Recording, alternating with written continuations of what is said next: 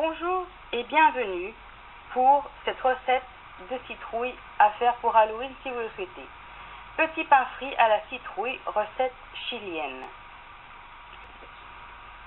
Cette recette, il vous faudra un demi-kilo de citrouille, un demi-kilo de farine. Gardez bien le kilo de farine auprès de vous car vous aurez besoin du demi-kilo après avoir utilisé le premier pour votre pâte. Il vous faudra ensuite 63 g environ de beurre ou de saindoux à faire fondre pour l'intégrer dans votre pâte. Il vous faudra ensuite une petite cuillère de levure chimique et une petite cuillère de sel. Une petite cuillère de sel pour mettre avec la chair de vos citrouilles à cuire et une petite cuillère de sel à mettre dans votre pâte plus tard.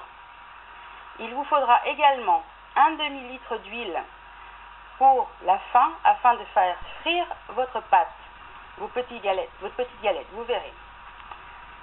Prenez une huile qui n'a pas de goût, comme l'huile de tournesol ou l'huile de pépins de raisin par exemple. Ensuite, grâce à un verre mesureur, prenez votre demi-kilo de farine.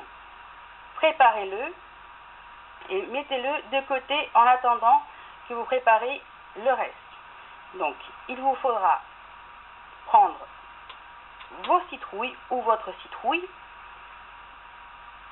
et en mesurer un demi-kilo de chair. Il vous faudra faire attention à ne pas vous couper avec les couteaux lorsque vous enlèverez le haut, le chapeau de votre citrouille, car cela vous pourra vous servir après pour pouvoir faire des jack-o'-lantern en ce moment d'Halloween, enfin en ce moment d'automne si vous le souhaitez. Les couteaux sont très bien divisés, donc il vous faudra, je le répète, soit de l'aide si vous êtes trop petit pour le faire, soit faire très attention à ne pas vous couper les mains avec les couteaux. Quand vous aurez fini d'enlever le haut de vos citrouilles, il y aura peut-être de la chair juste en dessous. Cette chair, découpez-la en un cercle afin de la retirer à l'aide de votre couteau et gardez-la de côté car elle vous sera utile pour la cuire après. À l'intérieur des citrouilles ou de votre courge, vous trouverez des pépins assez gros. N'hésitez pas à les enlever avec une petite cuillère ou une grande cuillère et bien frotter à l'intérieur pour qu'il ne reste pas trop de fibres.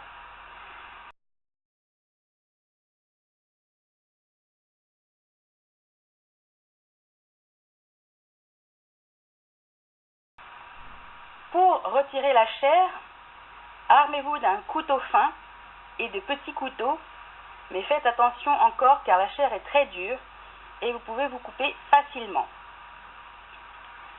Ensuite, vous pouvez aussi frotter cette chair fortement avec les grandes cuillères et une petite cuillère afin d'en sortir le maximum. Une fois évidée, prenez la chair et mettez-la dans une casserole avec 50 centilitres d'eau. Mettez-y une cuillère à café de sel.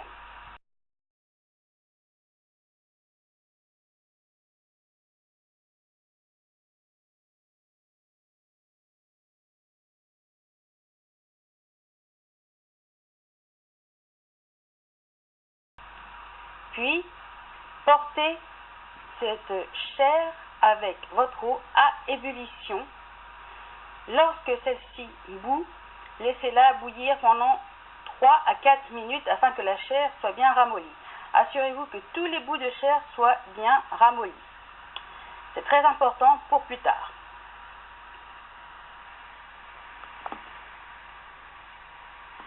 Préparez une passoire avec une casserole en dessous. Dès que votre chair est prête, veuillez mettre dans votre passoire le mélange et récupérer l'eau de cuisson dans la casserole. Puis, mettez votre purée dans un plat. Mélangez votre petite cuillère de levure chimique à votre farine.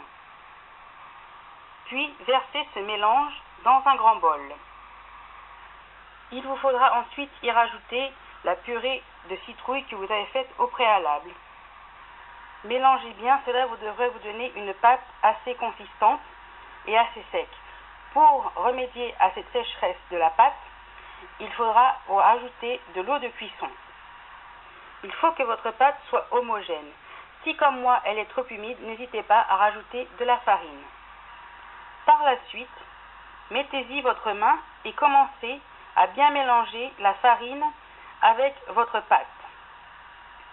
Alors, ne vous inquiétez pas si au début votre pâte bien collant est extrêmement collante comme à moi. vos mains, mais après, quand vous aurez rajouté plus de farine, cela deviendra normal. Votre pâte sera plus homogène.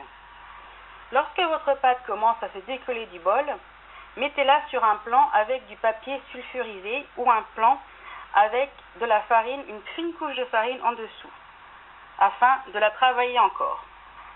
Enfin, lorsque vous avez une boule homogène, remettez-la sur votre table ou dans le bol prise au préalable, et couvrez-la. Veuillez la couvrir pendant une dizaine voire une quinzaine de minutes afin qu'elle se repose. Enfin, roulez-la en serpent entre guillemets afin de pouvoir retirer quelques petites babales avec votre main et les poser sur le côté. Dès que toutes les petites balles de pâte sont prêtes, commencez à prendre la première que vous avez faite et écrasez-la entre vos paumes. Ensuite, continuez à l'écraser un peu plus sur votre table, sur votre plan de travail, et faites-en un trou au milieu, puis des petits trous avec votre fourchette sur les côtés.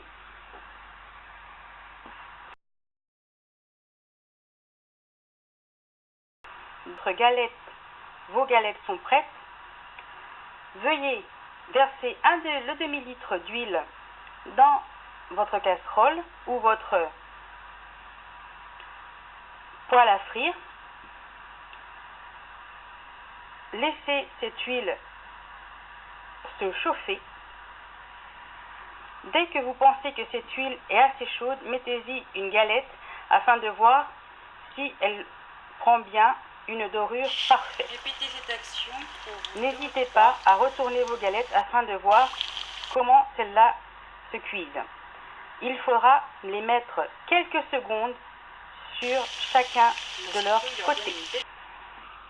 La couleur orange de la citrouille leur donne un côté bien plus doré. Dès qu'elles sont prêtes, mettez-les dans une assiette où vous aurez mis du sopalin au préalable afin de prendre le reste de l'huile qui coulera. Et servez chaud ou tiède ou froid avec un café ou un thé. Cela est super bon. Je vous laisse voir le reste lorsque j'ai fini de préparer ces petites galettes, ces petits pains à la citrouille pour Halloween. Bonne dégustation et à la prochaine. Merci d'avoir regardé cette vidéo. Merci d'avoir regardé cette vidéo.